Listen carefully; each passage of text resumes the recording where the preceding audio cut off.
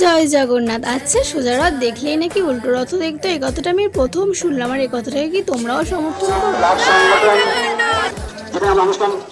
তো সোজা রথে গিয়ে তোমাদের দেখিয়েছিলাম আমি এই কিউট কিউট বাটারফ্লাই কামড়েগুলো কিনেছিলাম, আর এটা দিয়ে সাদা লোক শোনাতে না পেরে এই রথে সেজে নিই। সেই দিন বৃষ্টি হয়েছিল বলে তো একদমই লোক ছিল না, আর আজকের তো প্রচুর ভিড় হয়েছিল। আমরা গিয়ে প্রথমে আশ্রমে ঠাকুর দেখে রথের মেলা ঘোরাটা শুরু করি, আর শুরুটা তো হলো ফটো তোলা দিয়ে। এই কিন্তু আমাকে কথাটা বলছি। আর তারপর আমরা চলে যাই যেখানে রথ ছিল সেখানে। যাওয়ার পথে তো রাস্তায় প্রচুর ভিড় ছিল। তোমাদের মধ্যে কি কেউ এই রথের মেলায় এসেছিলে? তারপরে এই রথ টানা আরম্ভ হয়ে যায়, আর আজকেও তেমন কিছু কিনিনি, শুধু এই কয়েকটা কামড়েই দেখছিলাম, কারণ তেমন কিছু ভালো জিনিস ছিল না। তারপরে কাকুটার কাছ থেকে ঘুগনি খেয়ে নিয়ে আজকের ফুল তোলার চক্কর আমার খালি কোথায় নামতে হয়েছিল দেখো।